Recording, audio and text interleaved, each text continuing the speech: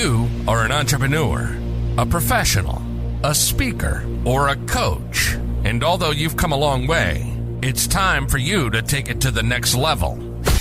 We've got you. This is the Author to Authority podcast. We'll help you use authority and influencer marketing to build your business stronger and faster by publishing a book. You'll hear from guests that are thought leaders in sales, marketing, networking, communication, social media, promotion, and business leadership. Let's do it. This is the Author to Authority podcast. And now your host, the extraordinary word ninja, Kim Thompson-Pinder. Welcome to the Author to Authority podcast, and today I am so thrilled to have a fellow publisher here with me, and we're going to be talking about marketing your books to build your business. So if you think that all you've got to do is write a book and it's like the Field of Dreams, that old movie, I can't even believe I'm saying it's old now, okay? It just seems like yesterday. And business is going to come flooding in. That is not the truth. But if you want to hear the truth about how to use a book to build your business, then stay tuned to today's episode. I want to welcome Henry Devries. He's a business development columnist, host of the agency Rainmaker TV, and the CEO of Indie Books International, a company he co-founded in 2014 to work with small to mid-sized agency owners and marketing consultants who want to attract high-paying clients by marketing with a book and a speech. In his writing and speaking, he shares in humorous ways many pragmatic the tongue not working today, strategies that can double sales and achieve marketing returns of 400 to 2,000%. Welcome to the show, Henry. Kim, it is so great to be here. My motto is, a book is the number one marketing tool if it's a book you're proud of. Speaking about the book is the number one sales strategy. Oh, I'm just laughing because I've had quite a few guests on the show who actually didn't want to talk about their first book that they did because it wasn't all that good. The second one got better, but the first one was just kind of not great. Yeah, I have another motto, Kim. The world does not need another crappy business book. True. We have our lifetime supply of crappy business books out there. So it needs to be a book that you're proud of, that you're proud to show to people, that you can give love. Because if you don't love your book, how are you going to get anyone else to love your book? Well, you're speaking truth there, Henry. You know, it's funny because in today's world of AI and all this, I talk to so many people and they're like, well, I'll just get AI to help me write a book. And I'm like, seriously, you want a book to build your business and you're going to have AI write it and you're wondering why nobody wants to read it? Things that make you say, So if you use AI to write your book, you're writing an echo chamber. AI is just echoing other thoughts out there, and that doesn't cut it. That is not good enough. You have to be an expert.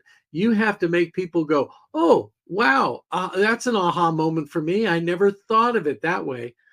That reminds me of those old TV shows like the Brady Bunch, where the kids' dad would give them some advice and they go, thanks, Dad. I never thought of it that way. Now, being a parent, that doesn't happen. But being an author, it does happen.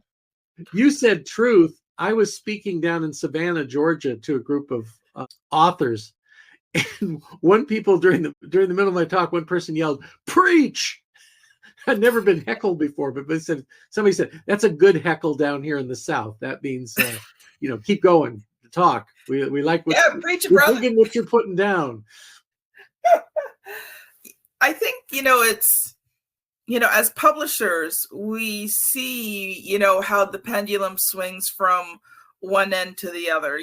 There was a time when as entrepreneurs, you really couldn't get your book published. Like the chance of you getting a book out there was practically nil. And now it has swung so far the other way where, every person thinks that they can just author something, slap it together, throw a cover on it and use it to build a business. And, I think we've got to come to the middle ground where if you're using a book to build a business, if you're a consultant, a professional speaker, coach, high-level entrepreneur, you want to be seen as that authority in your niche or niche. It depends which country you're from. I say it both ways. But niche to do in the that, US, niche in Canada. There's riches in the niches, beaches up in Canada. So, well, I'm Canadian, but I work with so many Americans, I get it mixed up from time to time. I worked for 7 years in Toronto. Nice. So sorry about that. I've got to go to the washroom, so I speak Canadian. Just have a seat on the Davenport. For you Americans, we'll translate later. Yeah, I grew up in Toronto, so that's my hometown. And were you born in York Hospital? Place. Pardon me?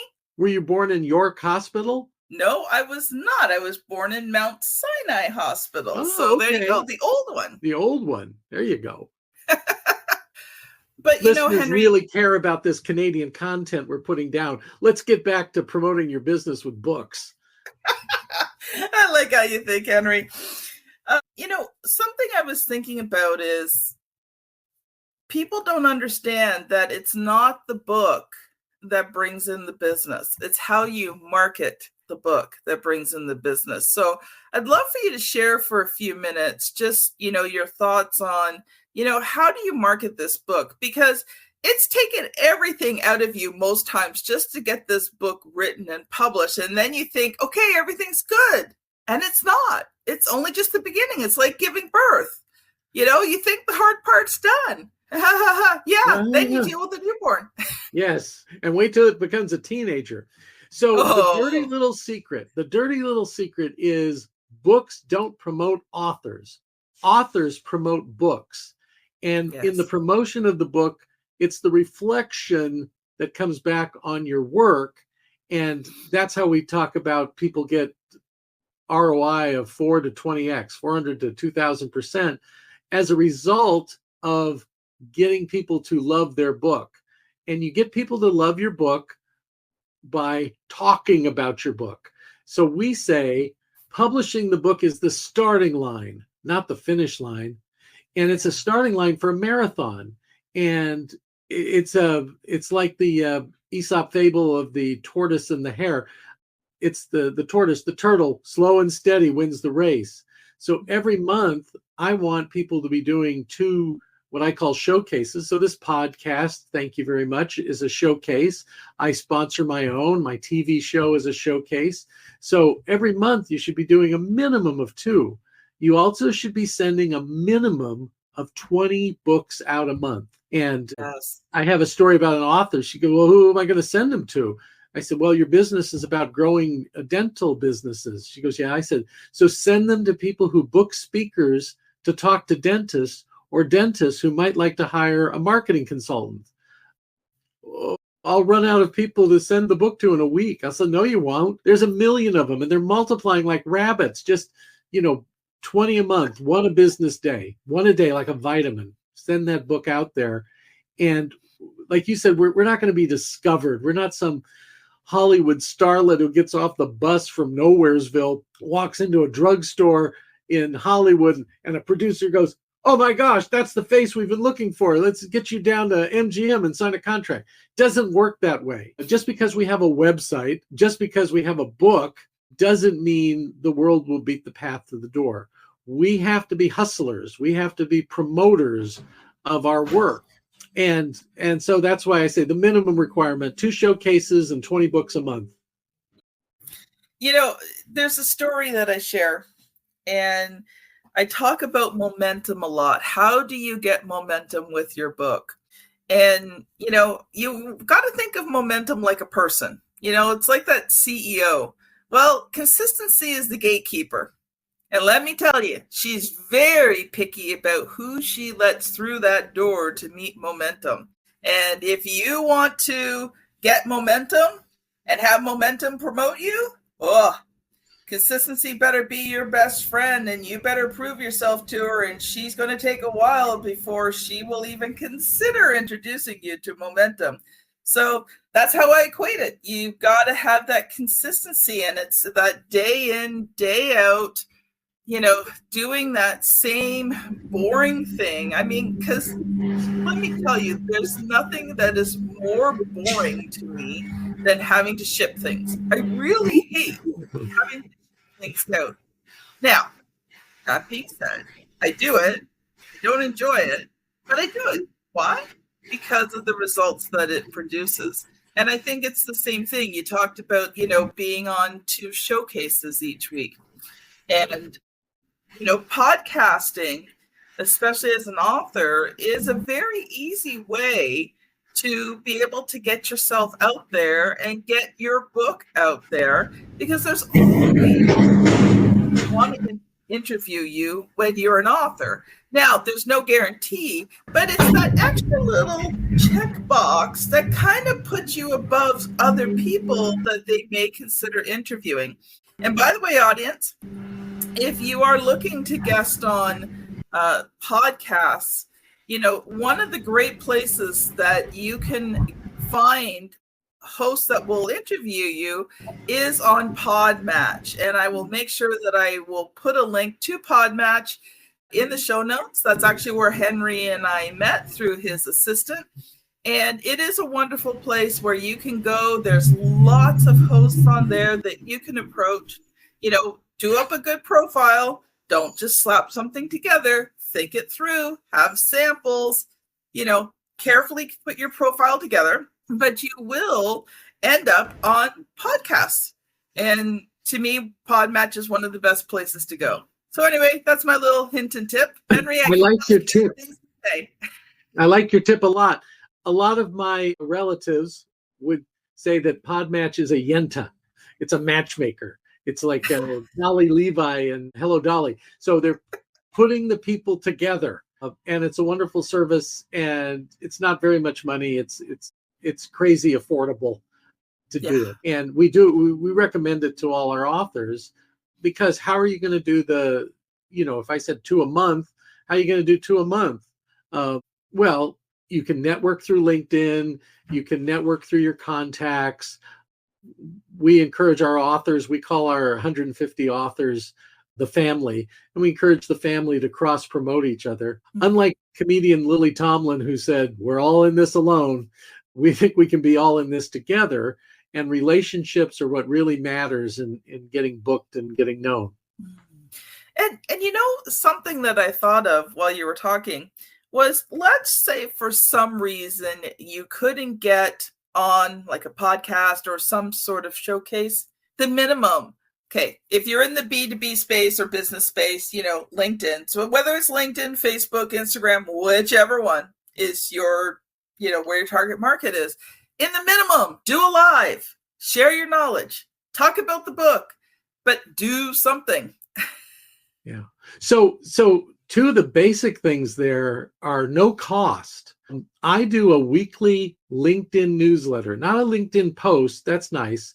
I do lots of LinkedIn posts or even sometimes articles on LinkedIn, but the LinkedIn newsletter is something that's been magical for me.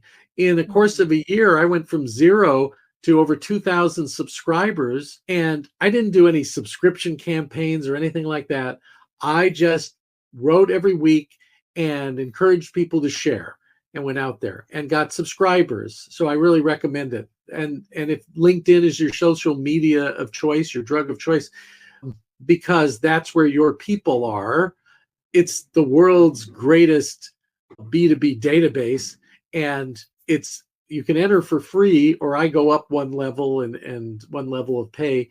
So it's, again, crazy cheap to do it.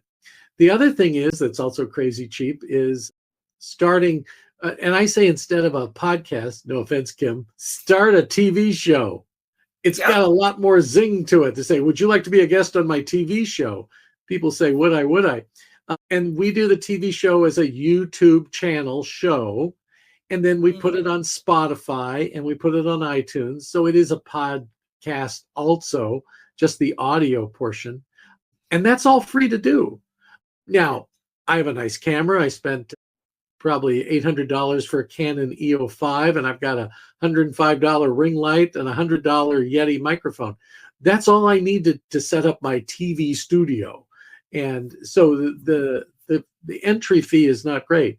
When I'm on the road, because I travel so much, I have a portable $39.99 ring light, and I have I'm forgetting the brand name, but they're all over, to put on my laptop when I travel for a little better video quality and sound quality. So if you're on the road a lot like me, you can still do your TV shows and your meetings. So I recommend it. So those are things that no cost to do. You can promote your TV show on LinkedIn, but let everybody in on a little secret. The purpose of the TV show is the guest, because you're a thought follower. Follow people in your industry. I interview agency owners all the time. Why? Because I write books for agency owners, either to promote their business or their clients. So then they're going to share it on their social media. And there's all these strangers who've never heard of Henry Devries before, or his book, Marketing with a Book for Agency Owners, but they hear about it when that person says, oh, I was happy to be a guest on the Agency Rainmaker TV show. And because everybody wants the promotion. So that's how you get people who have never heard of you to hear about you. And I don't even know what the audience ratings or anything for the TV show is. I don't even care, but I care who are the guests and what are they sharing on social media. So I'm going to be a little Southern here and say, preach it, brother. Preach. What, Southern? What are you from, Mississauga? You're from? Actually, I lived in Mississauga. For those of you who've never been to Canada, it's a town between Toronto and Buffalo. There you go. On the lake. And if you keep going down, there's this wine region just before you get to Buffalo. You'd never think that north of Buffalo is a wine region, but there's a wine region. Try the ice wine. When the grapes freeze, they make a delicious sweet wine out of it. And try in the summer, the stands on the roadside stands selling raspberry pie. Oh my gosh. So again, I digress with Canadian content. Let's get back to helping people make more money. Well, actually, they do. Kim, I don't know what you say. So I don't, you ask the questions here, not me. But I tell people the book will increase their credibility, give them more impact, more influence, and a path and a plan for more right fit clients. And I don't say just clients anymore, because I always hear the clients from hell story. So no, we don't want those. We want them to be pre-qualified by the time they reach you. Mm-hmm. So when you tell them your price, they go, oh, that's fair. Instead of, oh my gosh, how do you get away with charging that much money? Or the other rare thing is like, oh, I thought that's all you charge? I thought you were better than that. I'm looking for somebody. I had a book agent come out from New York and to meet with me. And she says, I have a message from the universe. And I said, what's the message? She goes, quit charging so effing little. I can't sell you to people because, they see the credentials that you have this international bestseller, and then you quote their price and they go, oh, we wanted somebody better. So I doubled my prices and got more bookings. Yep. I'm the same guy. Yeah. So I am in my book. Oh, by the way, my books are my children. It's hard to say which is your favorite child, but my books are my children. And like my children, I expect them to take care of me in my old age. This is the one that's been taking care of me for a decade. How to Close a Deal Like Warren Buffett. International bestseller from McGraw-Hill, 5 languages, now in Chinese. So you have to love that book. You have to get it out there. But the book doesn't market you. I had to parlay that book and talk about that. That book is what got me hired at Forbes.com for 7 years to write a weekly business development column. And I've got 350 on their website now. And I moved on. I've created my own publication, Agency Owner News. And that's my own news website. And it's news that they can use for agency owners to get more business, make more money, run the business better. Because I also figured out no matter how great a job I did, they were never going to make me a member of the Forbes family.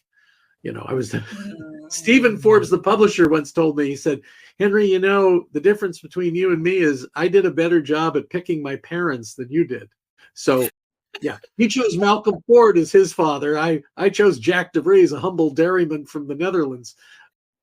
Well, I think I was better for it, but not richer for it. Stephen taught me on that. Henry, you covered so much there. And, I just want to touch in on a couple of things. And, you talk about, the book doesn't promote you. No, the book doesn't promote you, but the book can prove your expertise. So when, you talked about getting it into the right person's hands. And, I call that your audience of one, when you're writing the book. And I do a lot of teaching and training on the CREATE method, which is basically, how do you write this book the right way so that it reaches the right person and would convert them from a reader into a client? So you have to have that audience of one. You have to be thinking about that one person when you write the book.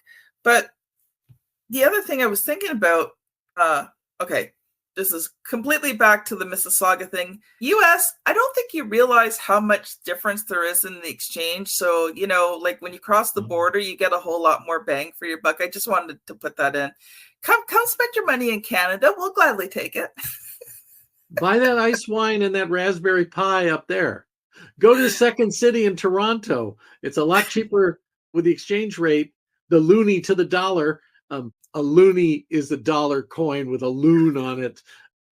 And then if it's a $2 coin in Canada, you call it a doubloony. So anyway, good night, everybody. I'll be here all week. Be sure to tip your waitress. Okay, Kim, Henry. You know the difference between a Canadian and a canoe? Canoe will tip. Da-dum-bum. That's a joke because there are so many people from Scotland in Toronto, so they make cheap jokes up in Canada. Well, we've got a few minutes left, Henry, and so I want to shift gears just a little bit, and I want to talk about when you did your first book. So first of all, talk whatever your current book is, the book that you want to talk about, but then I'm going to ask you the question that I ask every single author that comes on the show. Okay. Oh, I'm promoting this book, Marketing with a Book for Agency Owners. And I've written 20 books, and you can check me out on Amazon.com. But the first book was Self-Marketing Secrets. And back then, that was 1990. The year was 1990. The place, San Diego, California. And you didn't have print-on-demand publishing. You didn't have Author House and KDP and all these things that you have now. So you had to find a publisher. So I went through two agents. My first agent, I had a co-author, and she goes, he wants to meet us in Hollywood at a deli. And I said, does this guy wear his shirt open, have a lot of a hairy chest and gold chains? She goes, well, how'd you know? I said, it was just a guess, but he sounds right. So he was a book producer and wanted 25% of the deal, couldn't deliver. So then went to another agent in San Diego, and he probably got 25 no's before he got a yes. So our book, Self-Marketing Secrets, went to 2 printings. No, the first one wasn't blurred. And they sold the publishing house to another publisher. And the publisher took me out to lunch at a fancy restaurant and said, basically your book fell off the truck and became a modest business bestseller, through no marketing or help. People discovered your book. I did a publicity tour. And he said, we'd like you to do another book. And I'd made $3,000 on that book. And I said, thanks, but no, thanks for the nice lunch. Because why am I working that hard? I didn't know until I went to a program called Bestseller Publishing. And it was put on by the marketing person from Mark Victor Hansen of Chicken Soup for the Soul. And it was like a 12-step program in Las Vegas. We all just stand up, say our name, say how many copies the book sold, and say how much money we made. And then the question was, would you like to make money? And that's where I learned about quit doing these cheap $99 seminars I was doing and do weekend boot camps. And I was getting 50 people to pay me $99. And the first $2,000 weekend I did, only 3 clients signed up. And they said, and you made more money, right? I went, yeah, as a matter of fact, I made more money with 3 people than I did with 50. They go, yeah. So a lot less work. So there's all these things I learned about, and I'll go through real quick if I'm not talking too much. What I learned was put on small scale events to promote the book. Now we do them on Zoom and virtually, but I've done 100 across the country. Get on people's stages, leverage the book, and get better as a speaker. I'm now paid $5,000 to $10,000 to speak. Nice. I worked my way up to that.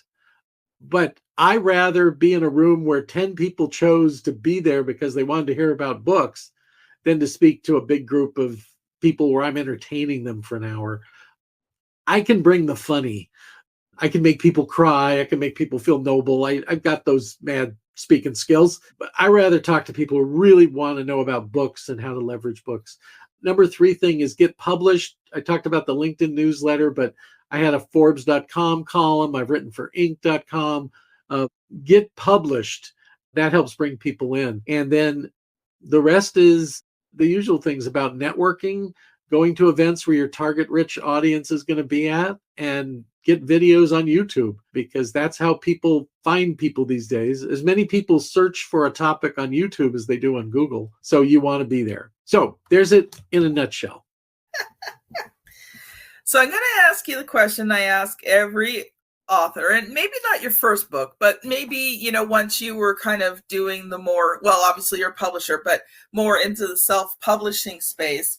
So the question is, what was the good, the bad, and the ugly of some of those first books of writing, editing, and publishing them?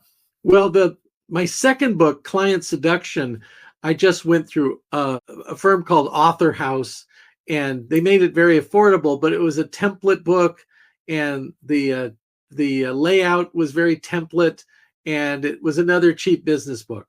And as I say now, the world doesn't need another one of those. So that was ugly. And being out there. And also, a book I did for a traditional publisher, I was looking to see it on my shelf, was called Painkiller Marketing.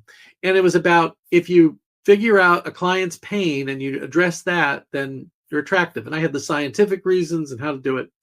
The publisher's art director said, what's going to be perfect with this book is a Tylenol bottle. And we'll turn the Tylenol bottle into the book title and all that.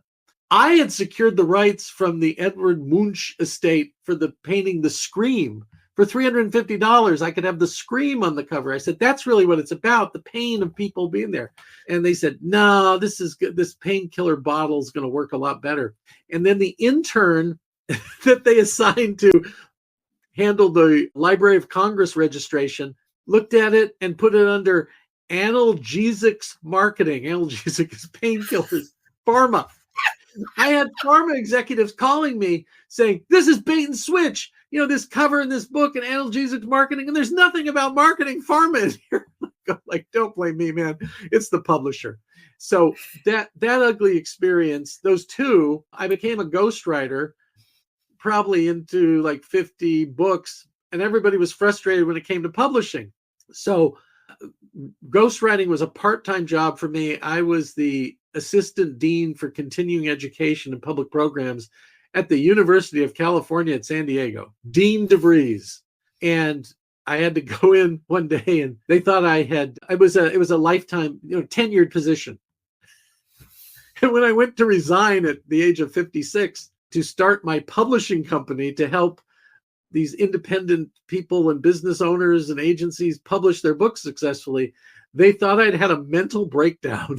Like, it's a 6-figure job. Everybody from the president in Berkeley to the janitor. We all love you. Like, if you need something else to do here, we'll get you this other leadership job. And I go, nope, this is it. And then I made the entrepreneur speech to my wife, who worked at the university. I said, yeah, we're getting the band back together. So you're going to resign your job and retire so we get the health benefits. And that was 10 years ago, and 150 books since then.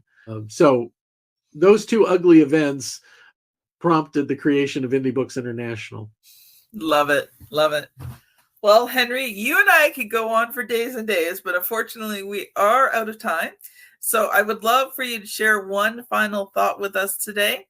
And if you have a freebie or something you'd like to promote, now is the time. Thanks, Kim. And Kim, I'd like to have you on my TV show if you would do it. And I would love it. Great. Okay, so lots of free information. If you go to Indie Books, that's INDIE Books, INTL.com for international, and / there's a learning center with free things. There's events. I put on free monthly Q&As where you can ask me anything about writing, publishing, promoting books. So that's all free. I have a free book chat. If somebody is serious, I'll just have a no cost, no selling, no kidding strategy call with them for 30 minutes and help them get clear on their goals and their assets. A lot of people have hidden assets and the roadblocks ahead, how others have gotten through those roadblocks. And that's no cost either. So my brand is generosity. You can go to the LinkedIn newsletter. You can go to the TV. We don't charge for any of this content. Heck, if you even send me an email, I'll send you a free copy of one of my books if I think it would help you. So, and we all have different faiths, but one of my authors sent this from the book of Proverbs, King Solomon. One gives generously and ends up with more. Another withholds what should be given, but he comes to poverty. The generous person will prosper, and whoever refreshes others will himself be refreshed. Himself or herself, Kim. We should make that generic there. So you're a refresher. You provide a lot of good content and help a lot of people on the journey, and I salute you for that. You're doing a noble work, Kim. Keep it up. Thank you, Henry. You too. Wow. This has been an amazing episode.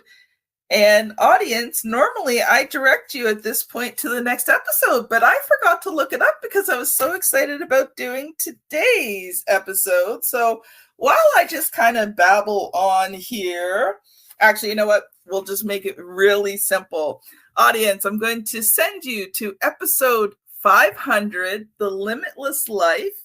If you want to hear the story about being on the plane that went down and the miracle of the Hudson, my client, Dave Sanderson, just released it this year. You can go back. If you're on YouTube, you know the routine. The thumbnail is here on the screen for you to click. If you're on your favorite podcast app, you're probably going to be going back about 10 episodes or so. I promise you it's a great episode, and you're going to learn more about how to create opportunity no matter what you're going through. Have a great day, everyone, and we'll see you on the very next episode. Bye now. You've been listening to the Author to Authority podcast.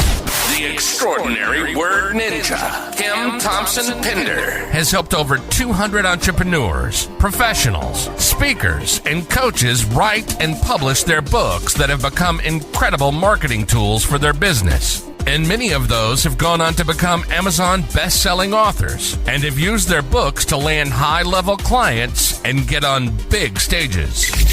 We hope you've enjoyed the show. Make sure to like, rate, and review. And we'll be back soon. But in the meantime, hit the website at www.authortoauthoritypodcast.com. See you next time.